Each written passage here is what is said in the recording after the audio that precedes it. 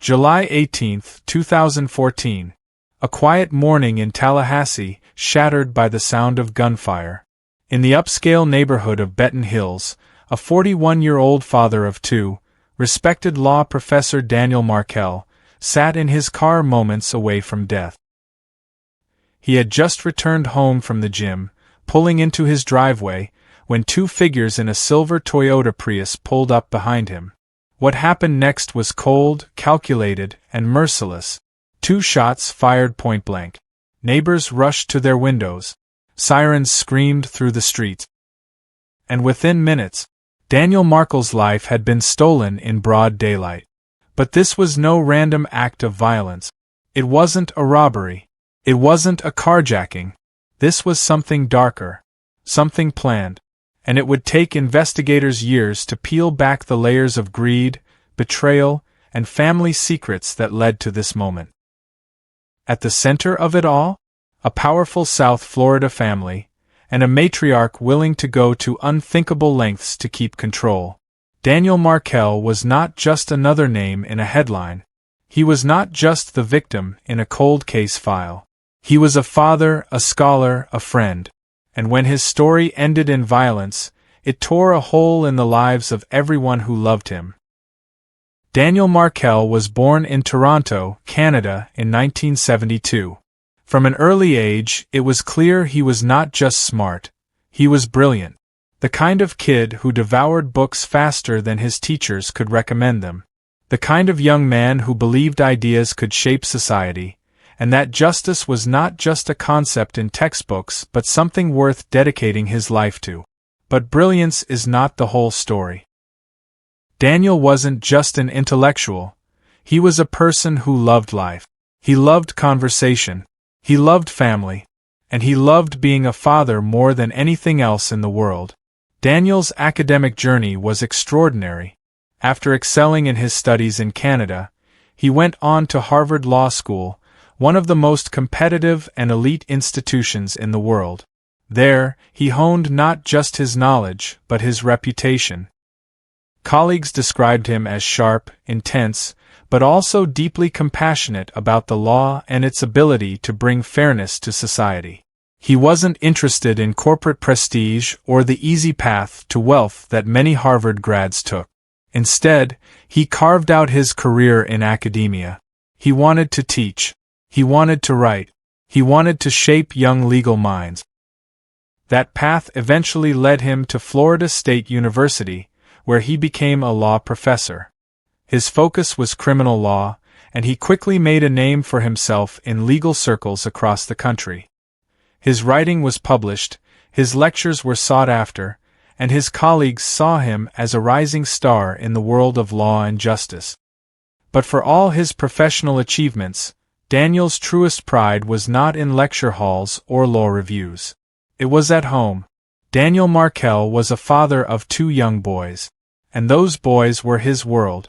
Friends recalled how his eyes would light up when he talked about them. His schedule was packed, his career demanding, but he made time. Whether it was reading bedtime stories, taking them to the park, or simply sitting on the floor to play, Daniel cherished those moments. He wasn't a distant intellectual father. He was present, engaged, hands-on. And it wasn't just love. It was dedication. Daniel wanted to instill values in his children: kindness, curiosity, and the pursuit of truth. In many ways, the lessons he gave his students were the same lessons he poured into his sons. Think deeply, live ethically, and care about the world around you. But this is where the story takes its first cracks. Because Daniel's love for his children clashed with a bitter reality. His marriage had ended. And in the aftermath of divorce, custody became a point of pain, conflict, and, eventually, danger. Daniel had been married to Wendy Adelson, a fellow attorney. At first, it seemed like the perfect match. 2 brilliant legal minds, a shared passion for justice, a shared commitment to family. But as friends later recalled, cracks in the marriage began to show. Different personalities, different ambitions, and eventually, different desires for where their lives would go. The divorce was not smooth. It was not friendly.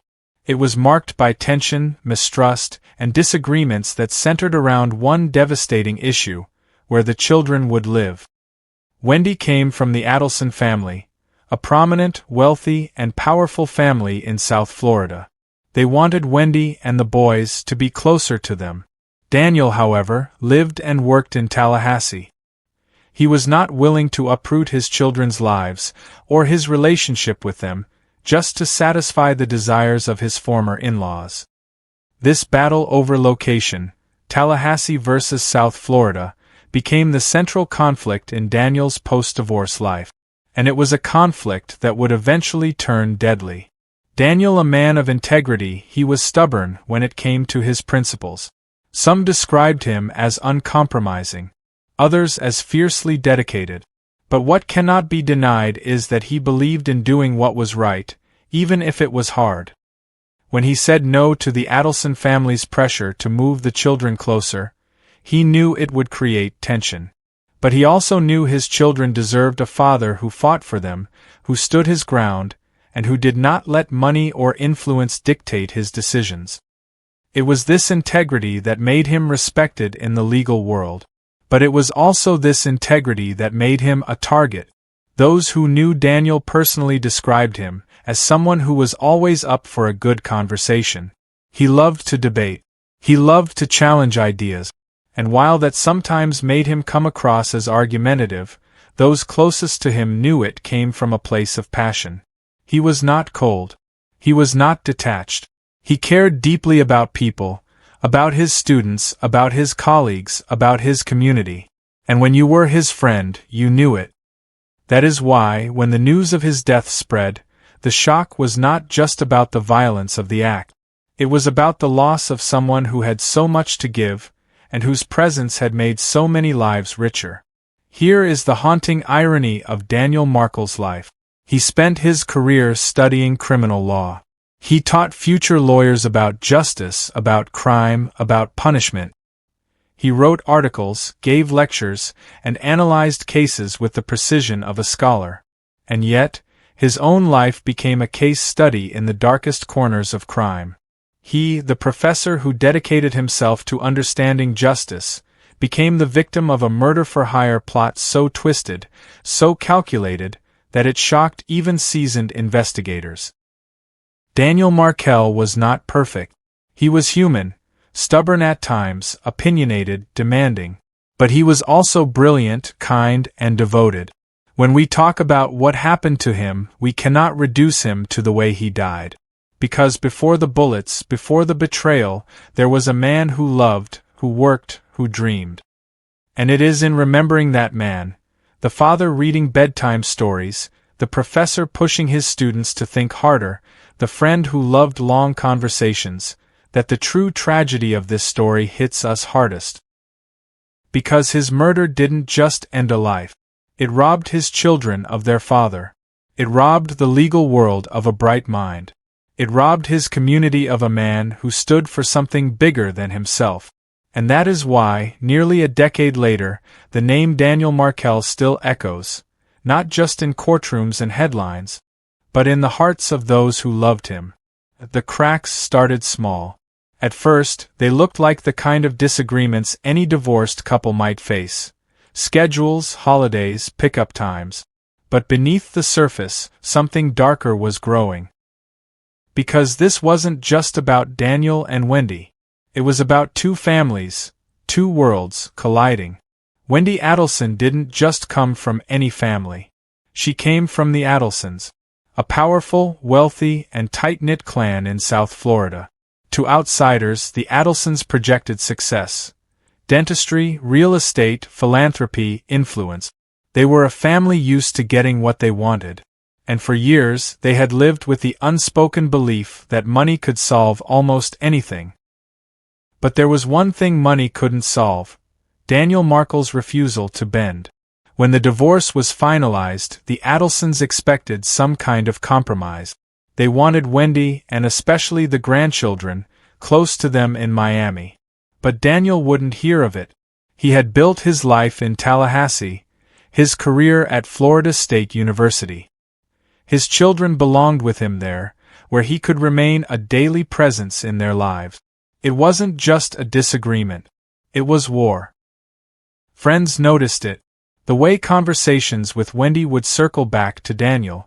The way the Adelsons' bitterness seemed to grow sharper with each passing year. The custody arrangement was more than an inconvenience. To them, it was an insult. Imagine the matriarch of the family, Donna Adelson, sitting in her South Florida home, feeling powerless. For a woman who had built her life around control of her family, her reputation, her narrative, Daniel's refusal to allow the move was an unforgivable defiance. And that resentment? It began to fester. It wasn't just about location. Divorce settlements are messy, and in this one, Daniel made sure his children would remain rooted in Tallahassee. He had the law on his side, and he had the kind of meticulous legal mind that left very little room for negotiation. For Wendy, this felt suffocating. For her family, it was humiliating. The Adelsons saw Daniel as the obstacle in their daughter's happiness, the barrier between them and the grandchildren, the man who wouldn't just let go and give in. And that's when the whispers started. Hatred rarely arrives all at once, creeps in layer by layer until one day it's no longer just frustration, it's obsession. The Adelsons began to see Daniel not as the father of their grandchildren, but as an enemy, a threat. A problem that had to be solved. At one point, a family friend recalled hearing a disturbing joke from the Adelsons.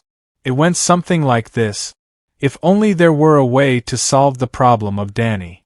It was brushed off, passed around with nervous laughter. But beneath that joke was something far darker. Because when resentment festers long enough, and when wealth and influence fuel the belief that anything is possible, even the unthinkable starts to feel like an option. Wendy was caught in the middle. She had moved on with her life, trying to rebuild, trying to escape the shadow of her failed marriage. But she could never truly escape Daniel. Custody meant constant interaction, constant negotiations, constant reminders. And with her family's growing bitterness feeding into her own frustrations, the pressure became unbearable. Daniel was not just her ex-husband. In the eyes of her family, he had become the villain of her story. And here is where Donna Adelson steps into focus. 75 years old, sharp, calculating, fiercely protective of her children. The kind of woman who pulled the strings quietly, always from the background. But make no mistake, her influence over her family was ironclad. She had seen enough. In her mind, Daniel was not just an inconvenience. He was an obstacle to the Adelsons' future. An obstacle to her daughter's freedom. An obstacle to the grandchildren being raised under her watchful eye. And so the whispers, the jokes, the casual complaints began to harden into something else. A plan. A dangerous idea. At first, it was unthinkable. But once the thought entered the room, it didn't leave. What if Daniel was gone? What if the problem simply disappeared? The idea grew root. And as it grew, the Adelsons' resentment transformed into something more frightening. They weren't just dreaming of freedom from Daniel's shadow. They were starting to scheme it. By 2014, the tension had reached a breaking point. The Adelsons wanted Daniel out of the picture. Permanently. And in the dark undercurrents of whispered conversations and hidden resentments, they began looking for someone who could make that happen. Someone who could do what they would never do themselves. And that search would lead them into the shadows of hired killers. It didn't happen all at once. Conspiracies rarely do. They don't begin with gunshot. They begin with whispers, with phone calls, with quiet conversations behind closed doors. Donna Adelson, the 75-year-old matriarch of the Adelson family, had become the gravity pulling everyone else into orbit. Her daughter, Wendy, had left Daniel Markel and moved on with her life. But divorce didn't erase her resentment. And in Donna's mind, Daniel wasn't just an ex-son-in-law. He was an obstacle. He had the courts on his side. He had the children. He had the law.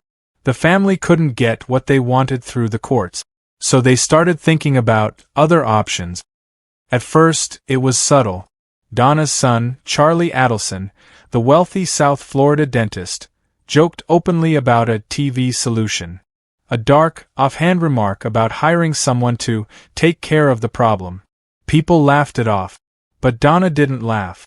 She listened. Through whispers and connections, the Adelson family's frustrations found their way to the streets of Miami. To men who didn't live in gated communities or dine at country clubs. Men who lived in a world where violence was currency. Garcia was no stranger to the street. Rivera, his friend, was a gang member who lived by loyalty and survival. These were not men who stumbled into crime. They lived in it. And now, thanks to a bridge built by the Adelsons, they had a new target. This was no random killing. It was calculated. The Adelsons wanted Daniel Markel silenced. And they had the money to make it happen. $100,000. That was the price whispered in dark corners. A sum the Adelsons could easily afford, and a number that could change the lives of the men they hired. But what's most chilling isn't just the money. It's the psychology behind it. Donna Adelson wasn't the type to carry a gun. She wasn't the type to drive up to Daniel's home and pull the trigger herself. She didn't need to. She had influence. She had a family whose bitterness had fermented into hate. And she had people willing to do the unthinkable, so her family wouldn't have to. The plan was in motion. The killers knew where to go. They knew who to watch. They knew when Daniel Markel dropped his children off. What they didn't know was that the fallout from this conspiracy would one day pull every single person, Donna, Charlie, Wendy, into the harsh light of justice. It was July 18, 2014, a humid summer morning in Tallahassee, Florida. Law professor Daniel Markel had just finished dropping off his 2 young sons at daycare. His morning routine, ordinary, predictable. But what Daniel didn't know was that every move he made that day was being watched. In a rented Toyota Prius, Sigfredo Garcia and Luis Rivera followed Daniel home.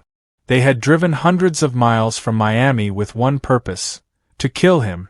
They weren't alone in spirit. Behind the scenes, the Adelsons' money and bitterness fueled every turn of those wheels. Their weapon of choice: a .40 caliber Glock pistol. Reliable, lethal, cold. It was the kind of weapon built for one purpose: stopping power. And today it was aimed at Daniel Markel. Daniel pulled into his garage on Trescott Drive. He was still on a call, his voice calm, unaware that danger was seconds away. The Prius rolled in behind him. 2 figures inside. One with a gun. Garcia stepped out. He moved quickly. Purposefully. He raised the Glock, aimed it directly at Daniel through the driver's side window, and fired. 2 shots. One to the head. Daniel Markel collapsed inside his car. Neighbors heard the shots. They rushed out, confused, terrified. One saw Daniel slumped in his car, blood pooling, life fading. They called 911. Paramedics arrived. They tried desperately to save him. Daniel was rushed to Tallahassee Memorial Hospital, clinging to life. But the damage was catastrophic. The bullet had pierced his brain. By the next day, Daniel Markel was pronounced dead. He was just 41, a brilliant legal scholar, a devoted father, gone in an instant. And for what? Because a family couldn't let go of their resentment. Because a matriarch couldn't stand her daughter's ex-husband. Because money could buy men with guns. The killers sped off, vanishing back into the street. To them, it was just another job. To the Adelsons, it was a problem solved. But what they didn't know was that this crime, this execution in broad daylight, would spark nearly a decade of investigation. A slow, methodical unraveling of their conspiracy. The murder of Daniel Markel wasn't just a killing. It was a fuse, and the explosion was yet to come. When Daniel Markel was gunned down in his driveway on that July morning, Tallahassee police were faced with a mystery. A law professor murdered in broad daylight in a quiet neighborhood. No robbery. No forced entry. No random violence. This wasn't senseless. It was deliberate. But who and why? Detectives started with the obvious. Could this have been a random act of violence? A burglary gone wrong? But nothing was missing. Daniel's wallet, his phone, untouched. This was no robbery. So they asked the next question. Who wanted Daniel Markel dead? They didn't have to look far. His bitter divorce from Wendy Adelson, and the ongoing custody battle with her powerful family in South Florida, stood out immediately. Neighbors whispered. Friends spoke up. There was tension, years of it. And in family court, Daniel had fought to keep Wendy and their 2 sons in Tallahassee, despite her family's push to move them closer to Miami. For detectives, the motive began to take shape. But suspicion wasn't proof. They needed hard evidence. The first to face the justice system was Sigfredo Garcia, the father of Katherine Magbanua's children and one of the 2 men who had pulled the trigger that fateful July morning in 2014. Garcia's trial was a spectacle, a long and winding case where prosecutors carefully pieced together the puzzle of phone calls, bank deposits, and his sudden wealth after the murder. The evidence was damning. His phone pinged towers leading from Miami to Tallahassee. Surveillance footage captured his rented Toyota Prius circling Dan Markel's neighborhood, and Luis Rivera, his fellow hitman, was waiting to testify against him. The courtroom was tense. The jury watched as Rivera, already serving a prison sentence and granted a deal, stepped into the witness box. He leaned into the microphone, his voice steady but grim. We drove up to Tallahassee to do a job, Rivera admitted. Sigfredo pulled the trigger. Twice. Right into Dan Markel's head. The words hung in the air like poison. Sigfredo sat, stone-faced, but the walls were closing in. Prosecutors revealed that he had received money funneled through Katherine Magbanua, who in turn was tied financially to the Adelson family. The narrative was clear. Garcia had been a hired gun, nothing more. When the verdict came down, it was decisive. Guilty of first-degree murder. He was sentenced to life in prison without parole. But that was just the beginning. Next was Luis Rivera, the man who had taken the stand against Garcia. Rivera had cut a deal with prosecutors. In exchange for his testimony, he pled guilty to second-degree murder and conspiracy to commit murder. He was already serving a lengthy federal sentence for unrelated crimes, but the state tacked on an additional 19 years. Rivera had played his part. He gave prosecutors the insider's look at how the murder was plotted and executed. His testimony became the linchpin connecting the dot. But the real drama came when Katherine Magbanua was brought to trial. She was the connection point between the hired killers and the Adelson family. Without her, prosecutors argued, the plot could never have taken root. Magbanua was the mother of Garcia's children and, at the same time, the girlfriend of Charlie Adelson, Wendy's brother.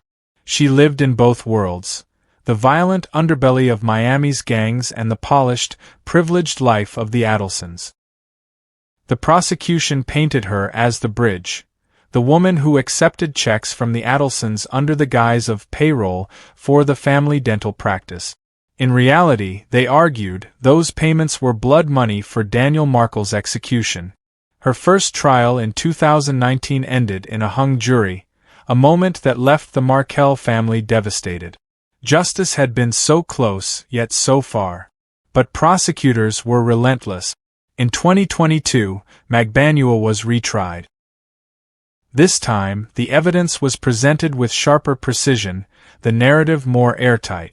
Phone records, financial records, testimony, wiretaps of Donna and Charlie Adelson speaking in coded language about the bump, a recorded conversation with an undercover FBI agent who posed as a blackmailer demanding money for the hit. Finally, the jury delivered its verdict, guilty on all counts. Katherine Magbanua was sentenced to life in prison, her double life finally collapsing in on her. And yet, the shadow of the Adelsons still loomed over every courtroom battle. For years, prosecutors had inched closer to the family, but Donna and Charlie Adelson had remained just out of reach. That changed in April 2022, when Charlie was arrested. The prosecution's case rested heavily on the FBI bump recording, in which agents approached Donna in a restaurant and hinted that someone was demanding payment for the murder. Her nervous laughter, her vague but telling responses, and later conversations with Charlie were enough to push charges forward.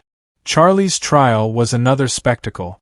The courtroom listened as prosecutors described him as the mastermind, the one who wanted Daniel Markel gone so his sister Wendy could live freely in Miami, close to the Adelson family, without custody restrictions. In 2023, a jury found Charlie Adelson guilty of murder, conspiracy, and solicitation to commit murder. He was sentenced to life in prison. Then came the matriarch herself. Donna Adelson, 75 years old, elegant, silver-haired, and the alleged orchestrator of the entire scheme. Once a respected member of South Florida's elite, Donna now stood accused of plotting her former son-in-law's murder. The state argued that she had pushed the plan forward, that her resentment toward Dan, and her obsession with keeping her daughter and grandchildren close, had driven her to take the unthinkable step. Her emails, her words, her role in the bump recording all painted a chilling picture. This was not just a protective grandmother, but a woman capable of orchestrating a cold-blooded assassination. The world watched in disbelief. How could a grandmother from a wealthy family descend into the underworld of hired killers and conspiracies? Her trial is the crescendo of this dark symphony. For the Markel family, it is the final step in a decade-long battle for justice. For the Adelsons, it is the crumbling of a dynasty once insulated by privilege, wealth, and power. The trials left a haunting legacy. One by one, the dominoes had fallen. Sigfredo Garcia, life in prison. Luis Rivera, 19 years added to his sentence. Katherine Magbanua, life in prison. Charlie Adelson, life in prison. Donna Adelson, awaiting her fate, the final chapter. The Adelson name, once synonymous with prestige in South Florida, had become forever linked to greed, obsession, and murder. But even now, as the courtroom doors close and verdicts are read, the central question lingers in the air like smoke. What drives a family to destroy another in the name of love, loyalty, and control? And soon, that evidence came in the form of a car. Neighbors had seen a suspicious vehicle. A Toyota Prius, uncommon at the time. Surveillance footage from traffic cameras confirmed it. A Prius had tailed Daniel Markel the morning of the shooting. Detectives traced rental records. They found the Prius had been rented in Miami. And the name on the paperwork? Katherine Magbanua. She wasn't just some random renter. Katherine Magbanua was deeply entangled in the Adelson family, and even more closely tied to two men from Miami, Sigfredo Garcia and Luis Rivera. And both of them had violent past. Luis Rivera, a known gang member, was the first domino to fall. When police closed in, Rivera decided to talk. He confessed to his role in the hit, driving the Prius, watching Daniel, helping Sigfredo Garcia. And he said something that sent shockwaves through the investigation. This wasn't random. This wasn't personal. It was a murder for hire. Detectives dug deeper. They tapped phones. They listened in on conversations between Katherine Magbanua, Sigfredo Garcia, and, eventually, the Adelsons themselves. On those wiretaps, patterns emerged. Cryptic references to the bump, a payout disguised as dental work, and hush talks about keeping people quiet. Each call, each line, was another breadcrumb leading straight back to Donna Adelson and her son Charlie. The Adelsons weren't just in the background. They were at the center. In April 2016, investigators made their boldest move yet. They set up a secret FBI sting. An undercover agent, posing as a blackmailer, approached Donna Adelson in a public place. The message was simple: we know what happened. And if you don't pay, people will start talking. The sting was designed to rattle the family. And it worked. In recorded conversations after the encounter, Charlie Adelson and Donna scrambled, whispering about damage control, about who might talk, about money. The noose was tightening. Piece by piece, the conspiracy unraveled. Luis Rivera testified, implicating Sigfredo Garcia as the triggerman. Katherine Magbanua, the go-between, was charged as the link between the hitmen and the Adelsons. But detectives weren't done. Wiretaps, confessions, sting operations, all pointed to one truth. The people who wanted Daniel Markel dead weren't random strangers. They were family. The investigation had exposed a dark, chilling reality. Daniel's death had been planned, financed, and orchestrated by the very people once tied to him through marriage. And soon they would face justice. The gavel had fallen. The sentences were read. But the story of Daniel Markel's murder did not end in the courtroom. In some ways, the trials were only the midpoint of a much longer reckoning, one that would ripple outward, touching families, institutions, and even the very concept of justice itself. It began, of course, with Dan's family. His parents, Ruth and Phil Markel, had endured nearly a decade of anguish. Every day since July 18, 2014, had been marked by loss, not only of their brilliant son, but of their grandsons. After Dan's death, Wendy Adelson cut off contact. The Markels, already devastated by murder, were denied the right to see their grandchildren grow up. When the guilty verdicts rolled in, Garcia, Rivera, Magbanua, Charlie, Ruth and Phil sat in the gallery, tears streaming down their faces. Justice, though slow and incomplete, had finally begun to surface. But it was bittersweet. Nothing could bring back their son. And Donna Adelson, the woman prosecutors alleged had engineered this nightmare, was still awaiting her final fate. For them, the fallout was not measured in court victories. It was measured in empty chairs at family dinners, missed birthdays, and the deafening silence of a phone call that would never come again. For the Adelson family, the fallout was far darker. Their once pristine reputation, a prominent dental family in South Florida, respected, admired, envied, was shattered. Charlie Adelson, once the charming bachelor dentist, was now serving life in prison for orchestrating his brother-in-law's murder. Katherine Magbanua, the woman he loved, would die behind bars. Donna Adelson, the matriarch, was shackled and awaiting trial, her silver-haired elegance now a mugshot. Wendy, the daughter at the center of it all, continued to claim ignorance, but her reputation, her career, her very name were forever tied to the blood on Trescott Drive. Neighbors whispered. Colleagues turned their back. The Adelson name became toxic, synonymous with betrayal, control, and greed. What had begun as a family's desperate attempt to keep their daughter and grandchildren close had ended in a catastrophic implosion. But the fallout extended beyond families. For the legal world, Daniel Markel's murder was a chilling reminder of how fragile justice can be. Markel had been more than a professor. He was a scholar who wrote about retribution, punishment, and morality. His life's work was dedicated to studying how society should deal with wrongdoing. And in a cruel twist of fate, his own murder became a case study in those very ideas. Law schools across the country spoke his name in classrooms, not only as a victim, but as a thinker whose work now carried tragic weight. His students, scattered across courtrooms and firms nationwide, mourned not just the loss of a mentor, but the loss of a man who believed in justice even when it was inconvenient. The wider public couldn't look away either. The story was almost too cinematic to be real. A wealthy family from Miami, a custody battle, hired hitmen driving 400 miles to ambush a professor in his driveway, wiretaps, undercover agents, secret recordings. It had all the elements of a thriller, and yet it wasn't fiction. Documentaries, podcasts, and national headlines turned Daniel Markel's murder into a case that gripped the nation. Each trial was dissected in real time, with social media buzzing, podcasts analyzing every transcript, and TV cameras swarming the courthouses. For many, the case became a chilling parable.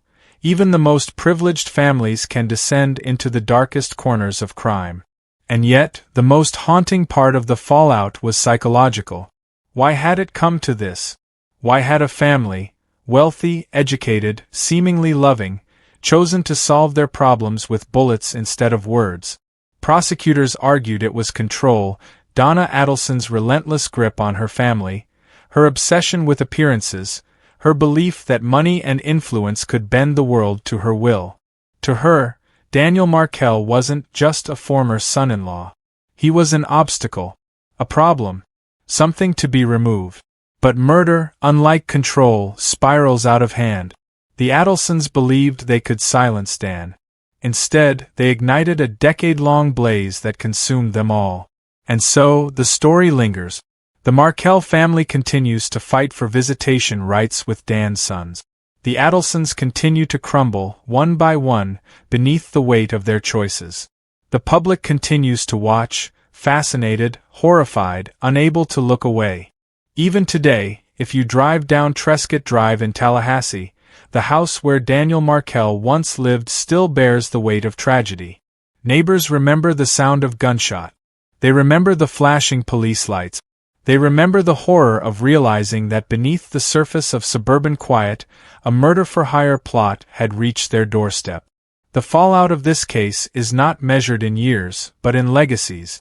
Daniel Markel's name lives on as a beacon, a reminder of how precious justice is, and how quickly it can be stolen.